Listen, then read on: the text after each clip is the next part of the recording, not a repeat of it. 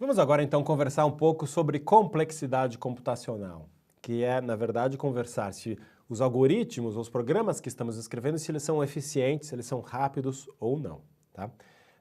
No vídeo passado a gente viu uma busca sequencial, né, em que, dado que você tem uma lista, normalmente vai ser uma lista muito grande, com muitos elementos, a gente quer percorrer todos os elementos da lista para definir se um determinado elemento está lá dentro ou não, se um determinado valor, um número, uma música, dependendo do tipo de objeto que está sendo guardado nessa lista, né?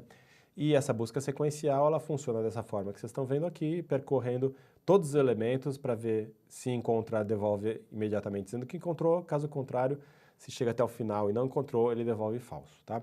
Então vamos falar aí sobre a complexidade computacional deste algoritmo de busca, tá?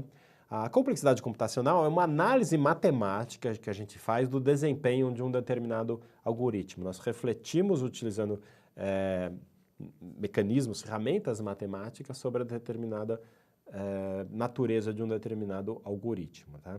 Então a gente pode dizer que é um estudo analítico de quantas operações um determinado algoritmo requer para que ele seja executado, ou quanto tempo vai demorar para executar esse algoritmo, né? Às vezes a gente quer saber também quanta memória esse algoritmo vai ocupar, porque às vezes o algoritmo é rápido, mas gasta muita memória. Ou tem algoritmos que gastam pouca memória, mas eles são mais lentos, né? Então a gente quer estudar essas grandezas, tá?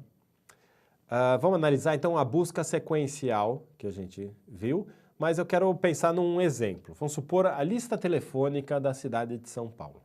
Então, supor que a gente quer buscar supondo que a cidade tem 2 milhões de telefones fixos, eu dou o nome de uma pessoa e você tem que me dar o telefone dessa pessoa ou dizer que não encontrou o telefone, tá? Então, usando busca sequencial, a gente teria uma lista de 2 milhões de registros, né? Cada registro vai ter o nome da pessoa, o telefone da pessoa, eventualmente pode ter o endereço também, né? Alguma outra informação sobre a pessoa. E usando a busca sequencial, a gente vai ter que ir de um em um, percorrendo esses 2 milhões de elementos até encontrar o nome da pessoa ali, fazendo comparação de string, né? O string do nome que a gente dá com o nome das várias pessoas, das 2 milhões de pessoas que estão naquela lista, tá?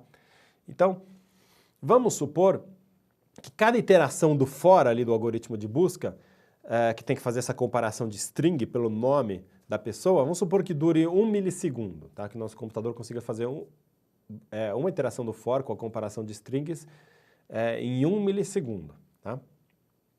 Nesse caso, qual seria, no pior caso, o desempenho, a complexidade aí no nosso algoritmo, né? Se a gente pensar, o pior caso seria a gente procurar por alguém que não está na lista telefônica ou alguém que é o último nome da lista, tá? Zarzur, Zuzuzu com bastante Z, que é o último nome ali da lista telefônica. Daí, para encontrar esse último nome, a gente precisa percorrer 2 milhões de registros, fazer 2 milhões de comparações de strings, né?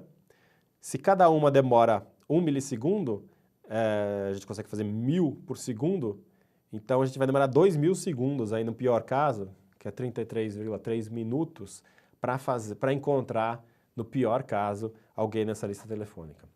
Agora, o pior caso, em geral, é muito ruim, né? A gente, muitas vezes, quer saber qual é o caso médio de execução de um determinado algoritmo. É muito mais útil saber o caso médio do que o pior caso.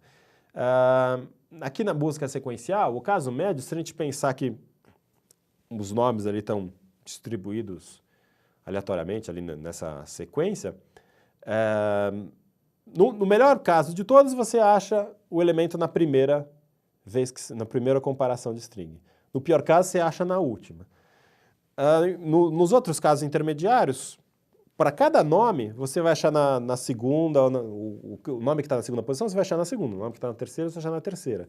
Então, a média, você tem que fazer uma média de 1, 2, 3, 4, 5, 6 até 2 milhões, né? Mas a média disso vai ser exatamente o número do meio ali da lista, né? Então, a gente pode dizer que na média, se a gente fazer uma busca por todos os nomes que estão lá, na média a gente vai demorar 1 milhão, vai ter que olhar 1 milhão, que é bem o meio, né, da lista. A lista tem 2 milhões, o meio é 1 milhão. Na média, a gente vai ter que fazer 1 milhão de comparações de string para encontrar o nome que a gente está procurando. Então, no caso médio, Se é 1 milhão de comparações que a gente tem que fazer e cada um vai demorar 1 milissegundo, então a gente precisa de 1000 segundos, que é 16 minutos, que é um número muito grande, né? Alguém aguenta esperar 16 minutos para achar um número na lista telefônica? Não aguenta. Então, nossa busca sequencial tá com algum problema aí, né? O que é? Vamos pensar então nessa complexidade computacional da busca sequencial. Vamos pensar em termos genéricos, né? A gente viu um exemplo concreto, vamos agora em termos genéricos. Dada uma lista de tamanho n qualquer, a complexidade computacional da busca sequencial vai ser n no pior caso, eu vou precisar fazer n operações para encontrar, e no caso médio vai ser n sobre 2. Tá? Então essa é a complexidade, falando em termos abstratos, da busca sequencial. Então qual é a conclusão? A busca sequencial ela é boa porque ela é bem simples, né? 3 linhas ali de código a gente já implementa a busca sequencial, muito fácil de entender, vocês entenderam rapidamente. Mas ela funciona bem quando a busca é feita num volume muito pequeno de dados, né? A gente fez esse exercício mental de pensar na lista telefônica de São Paulo com 2 milhões de elementos, a busca sequencial não atende esse caso, né? Não funciona, ninguém vai esperar 16 minutos para saber encontrar alguém na lista telefônica, não dá certo. Então, a complexidade computacional é muito alta. Esse negócio de você ter complexidade n, ou n sobre 2, no caso médio, não é bom nesse caso, tá? Ela é muito lenta quando o volume de dados é grande.